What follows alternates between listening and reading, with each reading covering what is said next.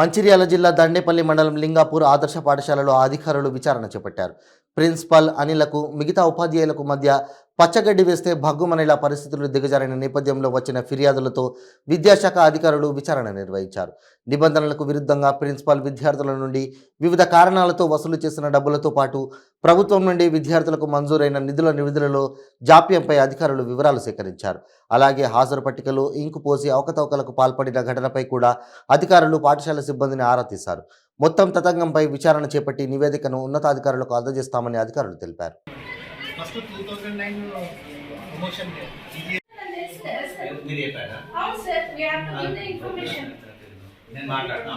ఎందుకంటే లీవ్స్ ఇవ్వకూడదు. మళ్ళీ ఇప్పుడు తన లీవ్ లో ఉంది కదా, మన రేపు ఇట్లా ఎంక్వైరీ ఉంది అనుకుంటే నేను చెప్పాను. సో అది మెడికల్ కాబట్టి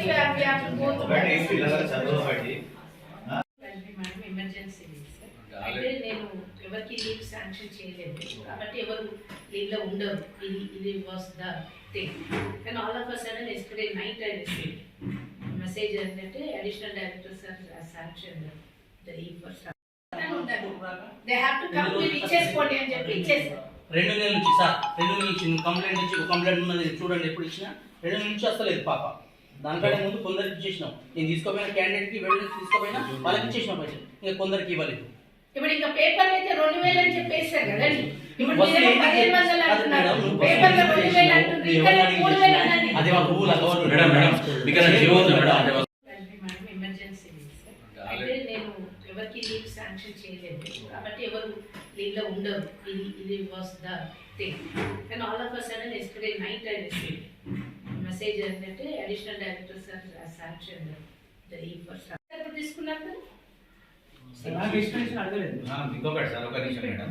ఇప్పుడు ఒక నిమిషం ఇక్కడ పాయింట్ ఒకటి లీవ్ పర్మిషన్స్ ఇవన్నీ సెకండరీ. ఇప్పుడు మనం we are simply talking about the collection of the unnecessary amount. ఒకటి ఎలిగేషన్ ఏంటంటే 1500 రూపీస్ కలెక్ట్ చేశారనేటువంటి అది మీరు కూడా అగ్రీ అయ్యారు. కలెక్ట్ చేసినాం, కొంతమందికి రిటర్న్ చేశారని. ఎంక్వైరీ కొరకు డిసెంబర్ నెలలో ప్రొసీడింగ్ ఇచ్చారు. సో కొన్ని బిజీ షెడ్యూల్స్ ఉండడం వలన సర్దుబాటు అవుతుందిలే అనేటువంటి ఉద్దేశంతో మేము దీన్ని రాలేకపోయాం.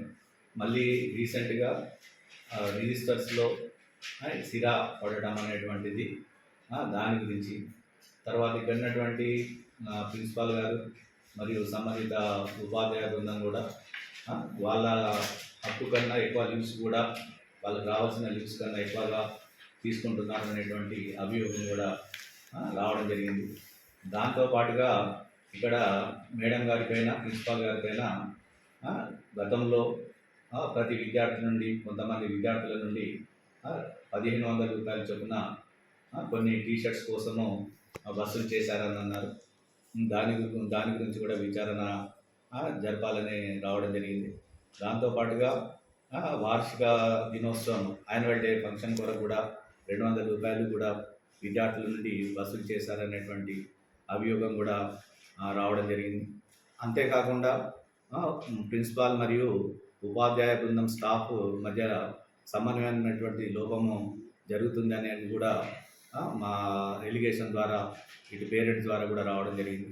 సో ఇవన్నీ కూడా విచారణ జరపడానికి మేము ఉదయం ఇక్కడికి రావడం జరిగింది. వచ్చిన తర్వాత మా దృష్టికి ఈ 1500 రూపాయలు వసూలు చేయడం అనేటువంటిది నిజమే, కానీ మేము అందరికి కూడా యూనిఫామ్స్ ఎవరికైతే తీసుకున్నామో ఆ టీషర్ట్స్ ఇవన్నీ కూడా ప్రొవైడ్ చేయలేకపోయామని రిటర్న్ చేశామనేటువంటి విషయాన్ని గౌరవ ప్రిన్సిపాల్ గారు కూడా చెప్పడం జరిగింది. దీంతోపాటు ఒకరికి ఎవరికైతే పెండింగ్ ఉందో వెన్నెల అనేటువంటి విద్యార్థికి ఆమె అందుబాటులో లేకపోవడం వలన అది ఒకటే పెండింగ్ ఉందని చెప్పేసి ఆమె కూడా ఆ అమౌంట్ రిటర్న్ చేస్తామని కూడా ప్రిన్సిపాల్ గారు చెప్పడం జరిగింది. దీంతోపాటు ఆ 200 రూపాయలు వసూలు చేసినటువంటివి కూడా వార్షిక దినోత్సవం చేశాం, కానీ అది కోవిడ్ పీరియడ్లో పాండమిక్ ఉండడం వలన వాటిని సెలబ్రేట్ చేయలేకపోయాం కనుక ఆ అమౌంట్ను పాఠశాల కొరకు వినియోగించామనంటే దానికి సంబంధించినటువంటి ఈ 1500 rupees collected, how much collected అనేటువంటి statement, how much distributed, how much return అనేటువంటి దాన్ని కూడా ఒక స్టేట్మెంట్ ఇవ్వని చెప్పేసి రిటర్న్గా నేను కోరడం జరిగింది. దాంతోపాటుగా ఈ 1200 రూపీస్ కూడా అలా చేయడం తప్పు. చేసిన దాన్ని ఎలా వినియోగించారనేటువంటి విషయాన్ని కూడా నేను తెలుపమని చెప్పాను. ఆ తర్వాత అటెండెన్స్ రిజిస్టర్స్ అన్నీ కూడా నేను వెరిఫై చేస్తున్నాం. మా సంబంధిత సిఆర్పిస్ స్టాఫ్ను కూడా నేను తీసుకొని వచ్చాను. వాళ్ళందరూ కూడా ఇటు ఉపయోగించినటువంటి వాళ్ళకు రావాల్సినటువంటి లీవ్స్ ఎన్ని ఉన్నవి. జనరల్గా ఏంటంటే ఆ ఫీమేల్ టీచర్స్కు 22+5 27 ఉంటాయండి. తర్వాత వీళ్ళకు 22 ఉంటాయి జెంట్స్ టీచర్స్కు. ఎన్ని అవైల్ చేశారు, ఓడీస్ యాజ్ పర్ నామ్స్గా ఉన్నాయా లేదనేటువంటి విషయాన్ని కూడా టీచర్స్ వైజ్ ప్రిన్సిపాల్కి సంబంధించినటువంటి డాటా కూడా నేను పూర్తిగా కలెక్ట్ చేస్తున్నానండి. సార్ ఒకటే విషయం ఏమంటే ఖచ్చితంగా విద్యార్థులకు నష్టం కాకుండా విద్యార్థులకు ఖచ్చితంగా మంచి నాణ్యమైనటువంటి విద్యను అందించాలని. ఇంకొకటి సార్, స్కాలర్షిప్స్ కూడా మాకు అప్లై చేయలేకపోయినా మేము. స్కాలర్షిప్స్ కూడా విద్యార్థులు నా దృష్టికి తీసుకొచ్చారు. స్కాలర్షిప్స్ కూడా కరెక్ట్గా కోఆర్డినేట్ చేయలేదంటే నేను వెంబడే సంబంధిత ఇన్ఛార్జ్ మాస్టర్ గారిని కూడా నేను రిక్వెస్ట్ చేయడం జరిగింది. ఎందుకంటే పిల్లలకు అన్యాయం జరగదు, వాటిని రెక్టిఫై చేసేసి ఎక్కడైనా అవకాశం ఉంటే ఖచ్చితంగా వాటిని అన్నింటి కూడా విత్ ఇన్ ద షెడ్యూల్ టైంలో వాటిని ప్రొడ్యూస్ చేయాలని చెప్పేసి డిస్ట్రిక్ట్ అథారిటీస్కి సబ్మిట్ చేయాలని కూడా నేను కోరడం జరిగింది.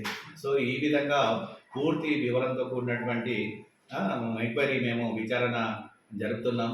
ఇటు విషయాన్ని ఖచ్చితంగా ఎలాంటి పక్షపాతంలో కాకుండా పారదర్శకంగా మేము నివేదిక సమర్పిస్తామని గౌరవ డిఓ గారికి సమర్పిస్తామని కూడా నేను సభాముఖంగా తెలియజేస్తున్నాను.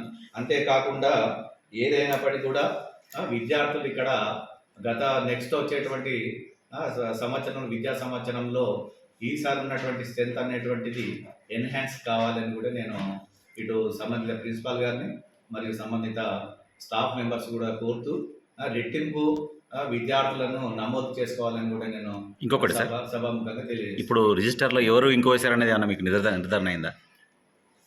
యాక్చువల్గా రిజిస్టర్లో ఇంకు అనేది అది ఎవరు పోసినప్పటికీ కూడా అది తప్పిదమే, అది చాలా పొరపాటు. అది ఎవరు అనేటువంటిది నాకు తెలియదు అనేటువంటి విషయం కూడా సంబంధిత ప్రిన్సిపాల్ గారు అట్లా మాట్లాడకూడదు.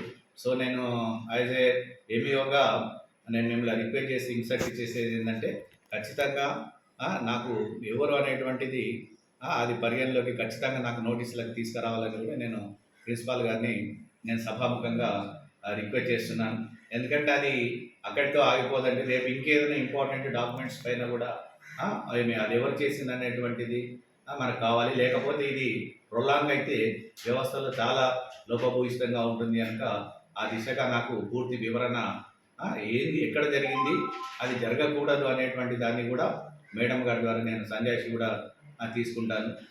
నివేదికలో కూడా నా నోటీసులకు వస్తే ఖచ్చితంగా దాన్ని గౌరవ డిఓ గారికి సబ్మిట్ చేస్తానని చెప్పేసి కూడా తెలియజేస్తూ ఈ ఎంక్వైరీలో అందరూ కూడా సహకరించారు.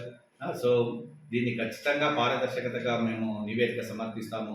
వీళ్ళందరూ కూడా ఇండివిజువల్ స్టేట్మెంట్స్ తీసుకుంటున్నామండి. మేము సంబంధిత ఉపాధ్యాయ బృందం నుండి ఇండివిజువల్గా మేము క్వశ్చనేర్ ఇచ్చాము. ఆ క్వశ్చనేర్లో ప్రకారంగా they have to answer very perfectly Factly, సత్యంగా వాళ్ళు రాయవలసి ఉంటుంది. వాటిని అన్నింటినీ కూడా ఒపీనియన్స్ తీసుకున్న తర్వాత it is totally confidential matter. అది ఖచ్చితంగా వ్యక్తిగతమైనటువంటిది లోపల ఖచ్చితంగా ఎవరికి ఎక్స్పోజ్ కాకుండా వాటి పక్షం తీసుకుంటామని కూడా తెలియజేస్తూ ఆ నివేదికను మేము తీసుకున్న తర్వాత స్టేట్మెంట్ తీసుకున్న తర్వాత వాటిని అన్నింటినీ క్రోడీకరించేసి ఎవరి ఒపీనియన్స్ ఎట్లున్నాయి అనేటువంటిది ఇవన్నీ కూడా నివేదికలను వాటితో పాటు వాళ్ళు రాసినటువంటి స్టేట్మెంట్స్తో పాటుగా మా ఒపీనియన్, ఎంక్వైరీ ఒపీనియన్ కూడా మేము సార్కు